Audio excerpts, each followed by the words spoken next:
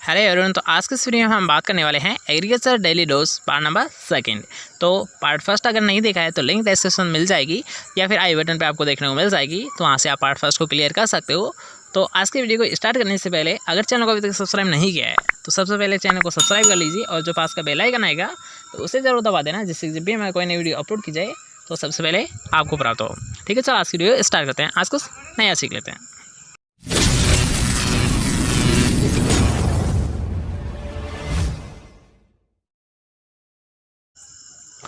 तो आज का हमारा फर्स्ट क्वेश्चन है कि मूंगफली हेतु सिंचाई की क्रांतिक अवस्था कौन सी होती है। याद रखिएगा, यहाँ पर आपको एक पॉइंट देखने को मिल रहा है, क्रांतिक अवस्था। सबसे पहले आपको ये पता होना चाहिए क्रांतिक अवस्था होता क्या है। ठीक है, तो सबसे पहले याद रखना कि क्रांतिक अवस्था को इंग्लिश में किस नाम से जाना जाता है, क्रिटिकल स्टेज के नाम से जाना जाता है। ठीक है, याद रखिएगा, क्रांतिक अवस्था को इंग्लिश नेम में किस नाम से जाना जाता है, क्रिटिकल स्टेज के नाम से जाना जाता है। अब होती क्या है ये, इसके बारे में जान लेते हैं। तो मान लीजिए कोई सी भी क्रॉप है, ठीक है, जैसे कि यहाँ पर आपको एग्जाम्पल के तौर पर ही समझ सकते हो कि मूंगफली के बारे में आपसे पूछा गया है कि क्रांतिक अवस्था कौन सी होती है। मतलब यार हाँ, क्रांतिक अवस्था का मतलब उस स्टेज से होता है जब अगर उसे सिंचाई नहीं दी जाए अर्थात पानी नहीं दिया जाए तो उससे जो मिलने वाला जो प्रोडक्शन होता है, जो उत्पादन होता है, वो क्या होता है, लेस हो जाता है अर्थात कम हो जाता है। याद रखिएगा, मूंगफली की ऐसी स्टेज जिसमें क्या होता है, पानी नहीं देने पर क्या होता है, उत्पादन में कमी हो जाती है, तो उस स्टेज को किस नाम से जाना जाता है, क्रिटिकल स्टेज या फिर क्रांतिक अवस्था के नाम से जाना जाता है। और याद रखिएगा, ये मूंगफली की ही नहीं है बल्कि यहाँ जितनी भी जो क्रॉप्स होती है उन सभी में यहाँ एक क्रिटिकल स्टेज होती है जिसमें ये कंडीशन आती है। तो याद रखिएगा, अब आपको पता चली गया है कि क्रिटिकल स्टेज होती क्या है। ठीक है, तो यहाँ पर आपसे पूछा गया है कि मूंगफली हेतु सिंचाई की क्रांतिक अवस्था कौन सी होती है। तो ये होती है यहाँ सुइयाँ बनने से लेकर मूंगफली बनने तक। अब यहाँ पर भी अगर आपको डाउट हो रहा है कि सुइयाँ और मूंगफली एक होती है, तो भाई ये दोनों एक नहीं होती है। तो याद रखिएगा, सुइयाँ क्या होती है। सबसे पहले याद रखिएगा कि सुइयाँ क्या होती है। तो यहाँ मूंगफली की जो प्रारंभिक अवस्था होती है, ठीक है, मूंगफली को यार हाँ सुइयाँ बोला जाता है। वैसे यार हाँ जो प्राइमरी स्टेज होती है, ठीक है, जो मूंगफली बनती है तो इसकी जो प्राइमरी अवस्था होती है तो इसे किस नाम से जाना जाता है, सुइयाँ के नाम से जाना जाता है। और ये जब सुइयाँ डेवलप हो जाती है तो उस अवस्था को किस नाम से जाना जाता है, उसे बोला जाता है मूंगफली। याद रखिएगा, मूंगफली की प्राइमरी अवस्था को अर्थात यहाँ शुरुआती अवस्था को किस नाम से जाना जाता है, सुइयाँ अवस्था के नाम से। और इसके डेवलप हो जाने पर अर्थात यहाँ इसके विकसित हो जाने पर इसे किस नाम से जाना जाता है, मूंगफली के नाम से जाना जाता है। ठीक है, क्वेश्चन समझ आ गया। नेक्स्ट क्वेश्चन की ओर बढ़ते हैं। नेक्स्ट क्वेश्चन में थोड़ा सा ध्यान समझिएगा, दोनों क्वेश्चन आपसे पूछे गए कि एक तो होती है पेगिंग, ठीक है, याद रखिएगा, एक होती है पेगिंग, एक होती है पॉपिंग। तो सबसे पहले याद रखिएगा, ये दोनों ही टर्म किससे संबंधित होती है, मूंगफली फसल से ही होती है। याद रखिएगा, पेगिंग और पॉपिंग ये दोनों ही किससे संबंधित होती है, मूंगफली फसल से ही होती है। ठीक है, ये पॉइंट क्लियर हुआ। सेकंड पॉइंट याद रखना, अब पेगिंग क्या होती है। ठीक है, दोनों को हम अलग अलग डिफाइन करेंगे। तो सबसे पहले हम जान लेते हैं कि पेगिंग होती क्या है। ठीक है, याद रखिएगा, पेगिंग का मतलब आप डायरेक्ट ये समझ लीजिए कि सुइयाँ का बनना। ठीक है यार हाँ, कि सुइयाँ का बनना ही क्या कहलाता है, पेगिंग कहलाता है। याद रखिएगा, सुइयाँ को बनना ही क्या कहलाता है, पेगिंग कहलाता है। और याद रखना, ये जो सोविंग की जाती है उसके 45 दिन बाद में होती है। ठीक है, मूंगफली जो होती है, मूंगफली हमारी फसल, तो उसमें क्या होती है, 45 दिन बाद में क्या होती है, सुइयाँ निकलती है। और इस सुइयाँ निकलने अवस्था को ही किस नाम से जाना सा है, पेगिंग के नाम से जाना सा है।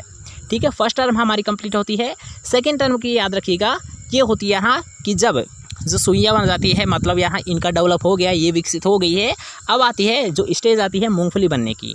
ठीक है, मूंगफली बनने की स्टेज तो आ गई, लेकिन याद रखना, जब मूंगफली तैयार होती है तब क्या होती है, जो मूंगफली होती है, मतलब यहाँ जो इनका छिलका होता है तो उसके मध्य क्या होते हैं, दाने होते हैं। तो एक ऐसी कंडीशन आती है, मान लीजिए एक किसी प्रकार की आप डिजीज़ भी मान सकते हो, तो एक ऐसी अवस्था आती है जिसमें क्या होती है, दाने होते हैं, ये बिल्कुल भी नहीं बनते हैं। याद रखिएगा, एक ऐसी सिचुएशन आती है, और वो कौन सी सिचुएशन रहती है, यहाँ पॉपिंग होती है। और ये सिचुएशन कब आती है, ये आती है यहाँ कैल्शियम तत्व की कमी से। याद रखिएगा, अगर मूंगफली के जो फील्ड होता है उसमें कैल्शियम की कमी अगर हो जाती है तो उससे क्या होता है, जो मूंगफली होती है उसमें क्या होते हैं, दाने नहीं बनते हैं। और इन दानों का नहीं बनना क्या कहलाता है, पॉपिंग कहलाता है। ठीक है, दोनों टर्म याद हो गई कि पेगिंग का मतलब क्या होता है, सुइयाँ का बनना, और पॉपिंग क्या होता है यहाँ कि मूंगफली के दाने नहीं बनना क्या कहलाता है, कैल्शियम की कमी से दाने नहीं बनना क्या कहलाता है, पॉपिंग कहलाता है। ठीक है, याद हुआ क्वेश्चन। नेक्स्ट क्वेश्चन की ओर बढ़ते हैं। नेक्स्ट क्वेश्चन आपसे पूछा गया है कि अलसी का कुल कौन सा होता है। याद रखिएगा, लाइनेसी। ठीक है, एक वेरी इंपॉर्टेंट क्वेश्चन ये बनता है और कई बार आपसे एग्जाम में पूछा गया है कि अलसी का कुल कौन सा होता है, तो कौन सा होता है, लाइनेसी होता है। और इसे आप कैसे याद रखोगे यार, हाँ, लय से आपको डायरेक्ट याद रखें, लाइनेसी। अलसी का कुल कौन सा होता है, लाइनेसी होता है। ठीक है, नेक्स्ट क्वेश्चन की ओर बढ़ते हैं। नेक्स्ट क्वेश्चन एक अच्छा क्वेश्चन है कि भारत में जाइगोग्रामा बाइकोलोराटा याद रखिएगा, इस पॉइंट को आपको ध्यान रखना होगा कि ज़ाइगोग्रामा बाइक्लोराटा मित्र कीट का प्रयोग किस खरपतवार को नष्ट करने के लिए किया सा है। ठीक है, तो इसका प्रयोग किया यार गाजर घास को नष्ट करने के लिए। सबसे पहले याद रखना कि ज़ाइगोग्रामा बाइक्लोराटा होता क्या है। ठीक है, ये भी आपको पता होना चाहिए। मान लीजिए आप क्वेश्चन तो पढ़ रहे हो लेकिन आपको यही पता नहीं है कि ज़ाइगोग्रामा बाइक्लोराटा है क्या, तो ये क्वेश्चन आपको याद नहीं हो पाएगा या फिर आप वैसा ही रट्टाफिकेशन करते हो तो वो फ़ायदा नहीं रहता है। ठीक है, क्वेश्चन को थोड़ा सा समझ लिया करो पहले। तो यहाँ पर आपसे पूछा है ज़ाइगोग्रामा बाइक्लोराटा, तो ये होता क्या है, यहाँ एक प्रकार का बायो एजेंट होता है। क्या होता है, एक प्रकार का बायो एजेंट होता है। अभी बायो एजेंट होता क्या है, ठीक है, इसके बारे में जान लेते हैं। तो याद रखिएगा बायो एजेंट, तो बायो एजेंट का मतलब याद रखना बायो, तो बायो का मतलब है एक प्रकार का जीव होता है। ठीक है, बायो का मतलब क्या होता है, एक प्रकार का जीव होता है। लेकिन ये जीव क्या करते हैं यार, यहाँ जो हमारी मेन क्रॉप होती है अर्थात यहाँ जो मुख्य फसल होती है तो उसको डैमेज नहीं करते हैं। याद रखिएगा, जो ये बायो एजेंट होते हैं मतलब ये जीव होते हैं तो ये क्या करते हैं यार, हमारी जो मुख्य फसल होती है उसे डैमेज नहीं करते हैं, बल्कि याद रखना उसमें पाए जाने वाले जो इंसेक्ट होते हैं या फिर जो खरपतवार होते हैं उनको डैमेज करते हैं, उनको नष्ट करते हैं। तो इन्हीं को बोला जाता है यहाँ बायो एजेंट बोला जाता है। जैसे कि अगर इसके एग्जाम्पल के तौर पर हम बात करते हैं तो कौन सा होता है, गाजर घास को नष्ट करने के लिए किसका प्रयोग कैसा है, ज़ाइगोग्रामा बाइक्लोराटा का प्रयोग कैसा है। किसका प्रयोग कैसा है, गाजर घास को नष्ट करने के लिए ये कैसा है, ज़ाइगोग्रामा बाइक्लोराटा का प्रयोग कैसा है। ठीक है, क्वेश्चन समझ आ गया। नेक्स्ट क्वेश्चन की ओर बढ़ते हैं। नेक्स्ट क्वेश्चन आपसे पूछा गया है कि रॉगिंग किसे कहते हैं, तो याद रखिएगा मुख्य फसल की अन्य किस्में। याद रखना मुख्य जो किस्म होती है तो उसमें अन्य किस्म का उग जाना ही क्या कहलाता है, रॉगिंग कहलाता है। अगर आप नहीं समझे हो तो यार इसे भी समझ लीजिए। आई थिंक आपको समझ तो नहीं आया है लेकिन दोबारा से समझ लीजिए। ठीक है, तो रॉगिंग होती क्या है। ठीक है, रॉगिंग होती है एक तो, और एक होती है यार, हाँ एक आपसे एक डेफिनेशन के तौर पर भी ये पूछा जाता है और एक आपसे डायरेक्ट पूछ लिया जाता है कि रॉगिंग होती क्या है। ठीक है, तो याद रखना कि रॉगिंग का मतलब होता है जो असामान्य पौधे होते हैं। मान लीजिए एक प्रकार का ये वीड टाइप ही होता है, लेकिन अब ये होता क्या है। ठीक है, वीड के टाइप आपने पढ़े होंगे, बेशक बहुत सारे होते हैं, लगभग 14 से 15 टाइप होते हैं, लेकिन उनमें से हम बात करते हैं रॉगिंग क्या होती है। ठीक है, तो रॉगिंग का मतलब होता है अवांछित खरपतवार को निकालना ही क्या कहलाता है, या फिर अवांछित जो पौधे होते हैं उनको निकालना ही क्या कहलाता है, रॉगिंग कहलाता है। लेकिन अगर आप ये डेफिनेशन लिखते हो तो ये आपकी गलत मानी जाएगी, इसलिए याद रखिएगा कि रॉगिंग होती क्या है। अब थोड़ा सा ध्यान समझिएगा कि रॉगिंग होती क्या है। ठीक है, तो इसे हम जान लेते हैं। तो रॉगिंग का मतलब होता है, मान लीजिए हमारी गेहूं की एक किस्म उग रही है। ठीक है, हमने सोनालिका को ग्रो किया है, हमारा जो फील्ड है उसमें यार हाँ सोनालिका किस्म को हमने ग्रो किया है। ओके, लेकिन हम सोनालिका तो ग्रो कर रहे हैं, लेकिन याद हाँ इसके साथ साथ कल्याण सोना का अगर पौधा उग जाता है। ठीक है, हमारा जो फील्ड है हमने तो ग्रो किसको किया, सोनालिका को ग्रो किया, लेकिन अगर बेशक या फिर बाई चांस अगर कल्याण सोना का पौधा निकल आता है उस फील्ड में तो उसे बोला जाता है यहाँ रॉगिंग। ठीक है ना, इस यानी अन्य किस्म का। ठीक है ना, जो हमारी मेन किस्म थी वो तो कौन सी थी, सोनालिका थी, लेकिन इस किस्म के अलावा जो भी अगर अन्य किस्म के पौधे निकल आते हैं तो उसे ही बोला जाता है रॉगिंग। और यहाँ इन खरपतवारों को निकालना ही क्या कहलाता है, रॉगिंग कहलाता है, यानी रोग्यु खरपतवार कहलाते हैं। सॉरी, यहाँ पर एक अगर मान लीजिए कि सोनालिका के साथ कल्याण सोना का अगर पौधा निकल आता है तो इसे बोला जाता है रोग्यु खरपतवार। किस नाम से जाना है, रोग्यु खरपतवार के नाम से जाना जाता है। और इन रोग्यु खरपतवार को निकालना क्या कहलाता है, रॉगिंग कहलाता है। ठीक है, समझ आ गया। आई थिंक आपको समझ आ गया होगा। तो एक और बार आप देख लीजिए, आपको किसी भी प्रकार का कोई कन्फ्यूज़न नहीं रहे, इसलिए हम दोबारा से समझा देते हैं कि याद रखिएगा कि रॉगिंग का मतलब होता क्या है। कि याद रखिएगा जो हमारी मेन जो किस्म रहती है, ठीक है, हम वेराइटी की बात कर रहे हैं। ठीक है, वेराइटी की हम बात कर रहे हैं कि हमने आपको बताया कि सोनालिका का अगर हम ग्रो कर रहे हैं तो उसमें अगर बाई चांस कल्याण सोना का पौधा निकल आता है तो उसे यहाँ रोग्यु खरपतवार बोला जाता है। और इस रोग्यु खरपतवार को निकालना ही क्या कहलाता है, रॉगिंग कहलाता है। ठीक है, आई थिंक अब आपको समझ आ गया होगा। नहीं आया तो नोट कर सकते हो, वीडियो को दोबारा से रिपीट कर सकते हो, आपको याद हो जाएगा। ठीक है, नेक्स्ट क्वेश्चन की ओर बढ़ते हैं। तो नेक्स्ट क्वेश्चन भी इसी से संबंधित है कि रॉगिंग का मुख्य उद्देश्य क्या होता है। तो याद रखिएगा रॉगिंग का जो मुख्य उद्देश्य होता है ये होता है आनुवंशिक शुद्धता को बनाए रखना। क्या होता है यहाँ, जेनेटिक प्योरिटी को बनाए रखना। नेक्स्ट क्वेश्चन की ओर बढ़ते हैं। नेक्स्ट क्वेश्चन आपसे पूछा गया है कि संकरी पत्ती वाले खरपतवार कौन कौन से होते हैं, एग्जाम्पल बताइए। तो याद रखिएगा कौन कौन से होते हैं संकरी पत्ती, अर्थात यहाँ जो एक होते हैं ब्रॉड लीफ, एक होते हैं नैरो लीफ। तो यहाँ पर आपसे पूछा है नैरो लीफ के बारे में। तो नैरो लीफ जो वीड होते हैं वो कौन कौन से होते हैं, कासनी, दूबघास और मोथा होते हैं। कौन कौन से होते हैं, कासनी, दूबघास और मोथा होते हैं। अगर आपको ऐसे याद नहीं होते हैं तो इसकी आप एक शॉर्ट ट्रिक भी लिख सकते हो यार, हाँ KDM। ठीक है, जो मेरा रियल नेम है KDM मतलब कुलदीप मीना। ठीक है, तो याद रखें यही हमारी शॉर्ट ट्रिक है कि KDM। ठीक है, याद रखिएगा। अगर आपसे पूछ लिया जाता है कि संकरी पत्ती वाले खरपतवार कौन कौन से होते हैं, तो KDM होता है, याद रहेगा।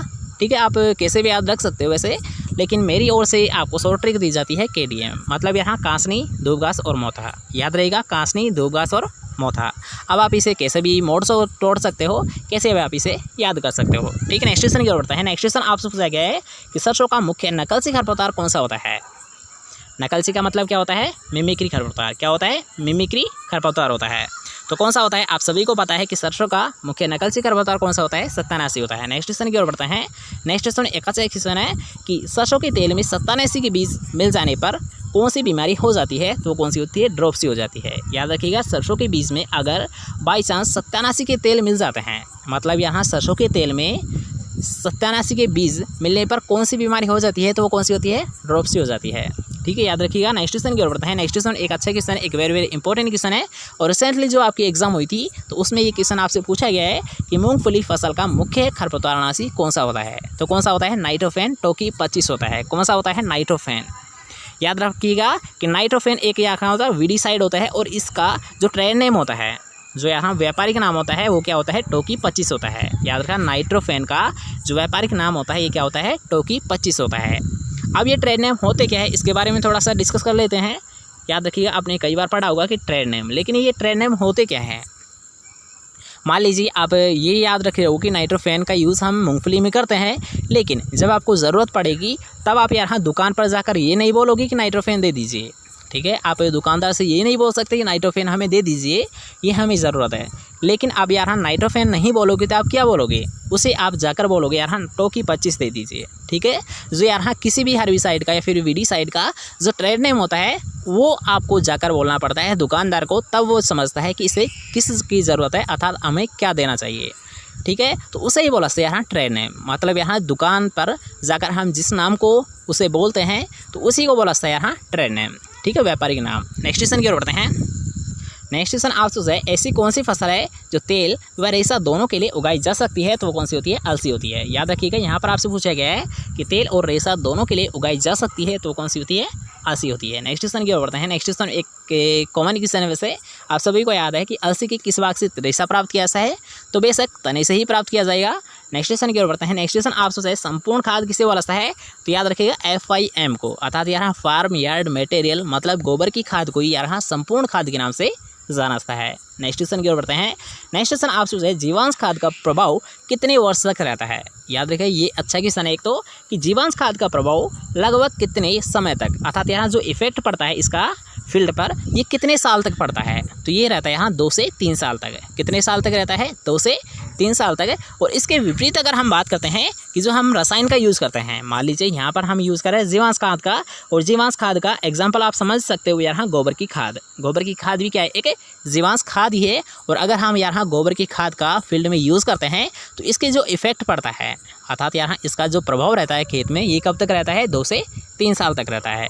इसके विपरीत अगर हम बात करते हैं, अगर हम फील्ड में केमिकल का यूज़ कर रहे हैं, तो याद रखिएगा केमिकल का जो प्रभाव रहता है ये लगभग सीजन तक ही रहता है। मतलब यहाँ 1 से 2 महीने भी आप मान सकते हो, या फिर आप सीजन भी मान सकते हो। ठीक है, बेशक आपका यानी जल्द ही ख़त्म हो जाता है। आप तो डायरेक्ट याद रखिएगा कि जो केमिकल है, अगर किसी भी क्वेश्चन ने आपसे पूछा जाता है कि केमिकल का जो इफेक्ट रहता है, जो प्रभाव रहता है, ये कितने समय तक रहता है, तो बिल्कुल शॉर्ट टाइम के लिए रहता है। ठीक है, आपको डायरेक्ट लिखना है कि शॉर्ट टाइम के लिए रहता है। ओके, आप इतना तो आप याद रख पाओगे। नेक्स्ट क्वेश्चन क्या बढ़ता है। नेक्स्ट क्वेश्चन आपसे पूछा गया है कि RCB और WCC 75 किसकी किस्म होती है। तो आप सभी को पता है कि RCB 2 और WCC 75 यहाँ मोस्ट पॉपुलर वैरायटी होती है, और किसकी होती है, यहाँ परल मतलब बाजरा की होती है। याद रखिएगा, दोनों ही आपसे क्वेश्चन पूछे गए एग्जाम में कि RCB 2 और WCC 75 किसकी एक मोस्ट पॉपुलर वैरायटी होती है, तो किसकी होती है, यहाँ बाजरा की होती है, पर्ल मिलेट की होती है। नेक्स्ट क्वेश्चन है जो कि आज का हमारा लास्ट क्वेश्चन रहने वाला है कि राजस्थान में पंचायती राज की स्थापना कब व कहाँ पर हुई थी। तो यार अगर बात करते हैं राजस्थान में पंचायती राज की स्थापना कब, तो इसकी स्थापना हुई थी 2 अक्टूबर 1959 में। कब की गई थी, यहाँ 2 अक्टूबर 1959 में की गई थी। और अगर बात करते हैं कहाँ पर हुई थी, तो इसकी स्थापना की गई थी नागौर में। कब की गई थी, यहाँ 2 अक्टूबर 1959 में, और कहाँ पर की गई थी, नागौर में की गई थी। ठीक है, तो आज के लिए बस नहीं। कैसा लगा आज का वीडियो कमेंट करके जरूर बताएं। अगर आपको वीडियो पसंद आया तो वीडियो का दें एक लाइक, इस वीडियो का दें अपने दोस्तों के साथ शेयर, और चैनल को अभी तक सब्सक्राइब नहीं किया है चैनल को लीजिए सब्सक्राइब। मिलते हैं कोई नेक्स्ट इंपोर्ट ऑफिसर, जय हिंद, जय Bharat, bye bye, take care.